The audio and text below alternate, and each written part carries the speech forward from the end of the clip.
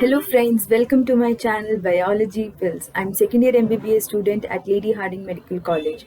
So friends, आज हम biotechnology शुरू करेंगे. उससे पहले मैं आपको एक चीज़ बता दूं. मैंने human health and disease for class 12th term 2 examination and for NEET UG मैंने कवर कर लिया है. उसकी सारी वीडियोस आप जाके देख सकते हैं और उसके बहुत सारे क्वेश्चंस मैं अपने इंस्टाग्राम पे डालूंगी. जाके उन्हें सॉल्व करें उस चैप्टर को, उन वीडियोज़ को देखने के बाद, ताकि आपको पता चले कि आपको कितना अच्छे से समझ आ गया है और आप नीट देने के लिए प्रिपेयर है कि नहीं. ठीक है, और अच्छे से अपने चैप्टर्स को कंप्लीट करें वीडियोस के साथ साथ. और मेरे जो लेक्चर्स होते हैं वो एनसीईआरटी पे ही बेस्ड होते हैं. और मेरे चैनल को सब्सक्राइब करना ना भूलें और बेल आइकन को भी ज़रूर हिट करें ताकि जब भी मेरी कोई नई वीडियो आए तो आपको नोटिफिकेशन सबसे पहले मिल जाए. और मुझे इंस्टाग्राम पे भी फॉलो करें with the name of biology pills. और बायोटेक्नोलॉजी की एक पहली वीडियो में डाल चुकी हूँ जिसमें मैंने बेसिक्स क्लियर करें, तो पहले जाके उसे भी देख लें. Let's get started. So biotechnology actual में होता क्या है? Biotechnology, bio mean something living, ठीक है, एंड टेक्नोलॉजी मतलब we are using certain techniques. ठीक है, तो वो बायोटेक्नोलॉजी में वो सारी टेक्निक्स आती हैं जिसके अंदर हम लिविंग ऑर्गेनिज्म या एंजाइम्स को यूज करते हैं to make products useful for human. ऐसे प्रोडक्ट्स बनाते हैं जो कि ह्यूमन्स के लिए यूजफुल हैं, जैसे कि कर्ड, ब्रेड, वाइन. ठीक है, कर्ड के अंदर हम लैक्टोबैसिलस ऑर्गेनिज्म को यूज करते हैं, बैक्टीरिया को यूज करते हैं कर्ड बनाने के लिए, और curd is useful for us, है ना. ब्रेड हम बनाते हैं, है ना, bread is also useful for humans, और उसके अंदर भी हम यीस्ट यूज करते हैं, मतलब एक लिविंग ऑर्गेनिज्म यूज करते हैं. वाइन्स में भी हम ऐसे ही करते हैं, फर्मेंटेशन कराते हैं. ठीक है, तो this is all examples of biotechnology. Nowadays biotechnology में हम थोड़े मॉडर्न हो गए हैं और हम जेनेटिकली मॉडिफाइड ऑर्गेनिजम्स को यूज करते हैं. हम सिंपल ऑर्गेनिजम्स को यूज नहीं करते. हम कैसे ऑर्गेनिजम्स को यूज करते हैं? Genetically modified organism. Genetically modified मतलब जिनके जेनेटिक्स में, जिनके जीन्स में हमने चेंजेस कर रखे हैं, जिनके डीएनए में हमने चेंजेस कर रखे हैं, ऐसे ऑर्गेनिजम्स को हम यूज करते हैं. और क्या क्या बनाते हैं? वैक्सीन्स बनाते हैं, IVF, in vitro fertilization. This is your traditional definition of biotechnology. This is the modern definition of biotechnology. अब यूरोपियन फेडरेशन ऑफ बायोटेक्नोलॉजी ने बायोटेक्नोलॉजी की एक नई डेफिनेशन दी है जिसमें उसने ट्रेडिशनल और मॉडर्न दोनों को इंक्लूड कर लिया है. ठीक है, ट्रेडिशनल और मॉडर्न दोनों को इंक्लूड कर लिया है. तो जैसे कि इसने अब क्या डेफिनेशन दिया हमारे पास, देखो. It is integration of natural science and organisms. Natural science और ऑर्गेनिजम्स को इंटीग्रेट कर लिया फॉर प्रोडक्ट्स एंड सर्विसेज के लिए. ठीक है, प्रोडक्ट्स, नए प्रोडक्ट्स बनाने के लिए और सर्विसेज प्रोवाइड करने के लिए टू द ह्यूमंस. ठीक है, तो इट इज इंटीग्रेशन मतलब मिलाना. किसको मिला दिया हमने? अपनी नेचुरल साइंस को मिला दिया. किसके साथ? ऑर्गेनिजम्स के साथ, सेल्स के साथ और उनके मॉलिक्यूलर एनालॉग्स के साथ. ठीक है, अब आता है principles of biotechnology. What are the principles of biotechnology? मतलब बायोटेक्नोलॉजी किन प्रिंसिपल पे काम करती है? तो दो प्रिंसिपल हैं, दो टेक्निक्स हैं जिन्होंने मॉडर्न बायोटेक्नोलॉजी को बर्थ दिया, जिनकी वजह से मॉडर्न बायोटेक्नोलॉजी बन पाई. ठीक है, तो ऐसे कौन से दो प्रिंसिपल्स हैं? सबसे पहला प्रिंसिपल आता है जेनेटिक इंजीनियरिंग. अब इस वर्ड को आप ऐसे ही समझ सकते हो, इस वर्ड के अंदर ही इसका मतलब छुपा हुआ है. देखो क्या, जेनेटिक्स मतलब आरएनए, डीएनए, है ना. इंजीनियरिंग मतलब उसके अंदर कोई चेंजेस करना, है ना. तो आरएनए और डीएनए में चेंजेस करना, किसी भी होस्ट ऑर्गेनिज्म के आरएनए और डीएनए में चेंज करना टू प्रोड्यूस न्यू फिनोटाइप. एक नया फिनोटाइप प्रोड्यूस करने के लिए, एक नई क्वालिटी प्रोड्यूस करने के लिए हम चेंजेस लाते हैं. This is genetic engineering. अभी मैं आपको बताऊंगी कि हम कैसे करते हैं थोड़ी देर में. फिर आता है second principle, that is bio process engineering. Bio process engineering मतलब जो हम जेनेटिक इंजीनियरिंग कर रहे हैं ना, इसके प्रोसेस को भी हमने डेवलप करा है. देखो कैसे, जब हम जेनेटिक इंजीनियरिंग करते हैं तब हम स्टेराइल एम्बियंस मतलब स्टेराइल इन्वायरमेंट क्रिएट करना जानते हैं. और स्टेराइल इन्वायरमेंट क्रिएट करने से क्या होगा? जो हमारा डिजायर्ड ऑर्गेनिज्म है वो ग्रो करेगा, जो हमारा डिजायर्ड माइक्रोब है वो ग्रो करेगा. करेगा, और जब वो ग्रो करेगा तो large quantity of biotechnological products बनेंगे, और जब हमारे डिजायर्ड ऑर्गेनिज्म ग्रो करेगा तो बहुत सारी क्वांटिटी के हमारे बायोटेक्नोलॉजिकल प्रोडक्ट्स बनेंगे। देखो इसमें जितनी भी टर्म्स है ना, वो आपको भी थोड़ी थोड़ी सी समझ आई होंगी, थोड़ी थोड़ी अनक्लियर भी होंगी, लेकिन वो आपको ना थोड़ी देर में समझ आ जाएगी जब हम बायोटेक्नोलॉजी थोड़े आगे और पढ़ेंगे।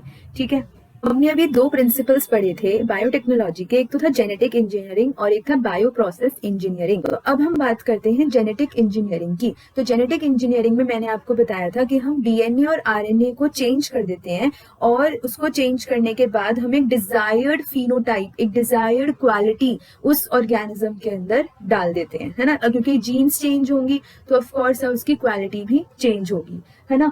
तो अब हम वो करते कैसे हैं, अब हम जीन्स को, डीएनए को, आरएनए को चेंज कैसे करते हैं, तो उसके लिए जो हमने टेक्नोलॉजी बनाई है that is recombinant DNA technology.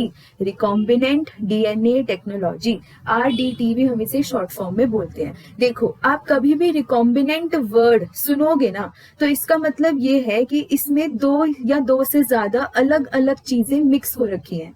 ठीक है, रिकॉम्बिनेंट या रिकॉम्बिनेशन का मतलब ये होता है रिकम्बाइन करना, मतलब दो या दो से अलग चीजों को, दो या दो से ज्यादा अलग अलग चीजों को रिकम्बाइन करके एक नई चीज बनाना, तो that is recombinant DNA technology. तो हम यहाँ पे क्या कर रहे हैं, जीन्स को, एक जीन को दूसरी जीन को, अलग अलग जीन्स को अलग अलग जगहों से लेके एक ही जगह पर जोड़ रहे हैं और एक नया डीएनए तैयार कर रहे हैं, दैट इज रिकॉम्बिनेंट डीएनए। ठीक है, अब हम ये पढ़ते हैं कि रिकॉम्बिनेंट डीएनए टेक्नोलॉजी में एक्चुअली में होता क्या है। तो मैं आपको आज एक ओवरव्यू दूंगी, ठीक है, फिर हम डिटेल में ना एक एक चीज के बारे में, जो आज हमने यहाँ पे नए नए वर्ड्स सुने हैं उनके बारे में हम डिटेल में आगे वाली वीडियोस में पढ़ेंगे। ठीक है, तो आज इसका एक ओवरव्यू लेते हैं। ठीक है, तो आरडीटी सबसे पहले स्टैनले कोहेन और हर्बर्ट बॉयर ने करा था। किसने करा था, Stanley Cohen and Herbert Boyer ने।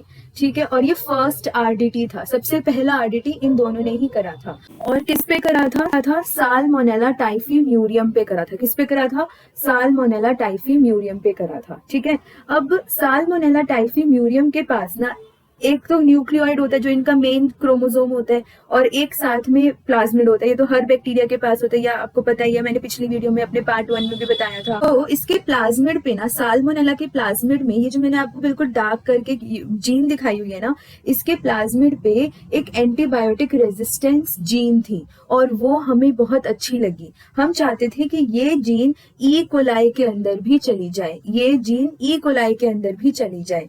तो हमने क्या करा, देखो हमने इस साल्मोनेला का ये प्लाज्मिड निकाला।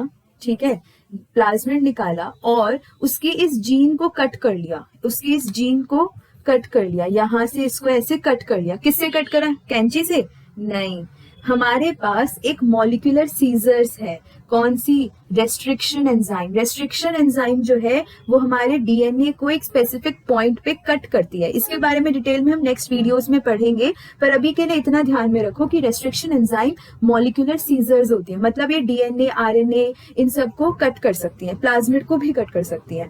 ठीक है, अब इसके थ्रू हमने इस जीन को निकाल लिया। तो ये आपको जीन दिख रही है ना, this is my gene of interest, this is my gene of interest. ठीक है, जो मुझे चाहिए, जिसमें मेरा इंटरेस्ट है।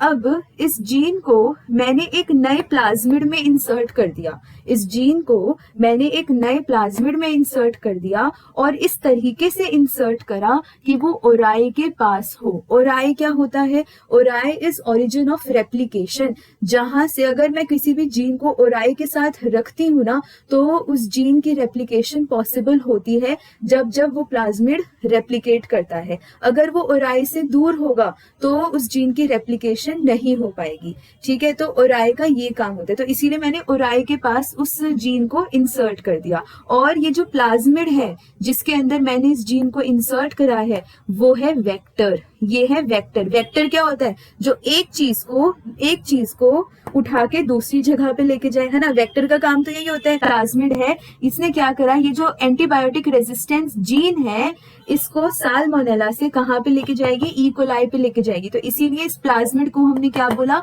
वेक्टर। और ये कोई दूसरा प्लाज्मिड है, ये वाला प्लाज्मिड नहीं है, ये दूसरा कोई और प्लाज्मिड है, ठीक है। तो और देखो, इस डीएनए के अंदर हमने क्या करा, इस डीएनए की ओरिजिनल जीन को हटा के हमने एक नई जीन, किसी और की जीन इसके अंदर डाल दी।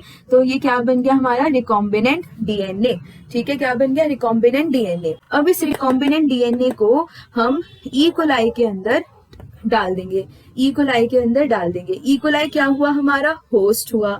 होस्ट क्यों हुआ? क्योंकि इसकी मशीनरी को यूज कर रहे हैं to produce product of interest, ठीक है। तो देखो, अब हमने ई कोलाई के अंदर इसको डाल दिया, इस रिकॉम्बिनेंट डीएनए को हमने इसके अंदर डाल दिया। अब ये ई कोलाई इस प्लाज्मिड की रेप्लिकेशन करवाएगा। इस प्लाज्मिड की इस ई कोलाई के अंदर रेप्लिकेशन होंगी और इस प्लाज्मिड की मल्टीपल कॉपीज प्रोड्यूस होंगी। तो प्लाज्मिड रेप्लिकेट करेगा, इसका मतलब ये जीन भी रेप्लिकेट करेगी। तो इस जीन की मल्टीपल कॉपीज निकल के आ जाएंगे हमारे पास, बहुत सारी जीन्स बन जाएंगी।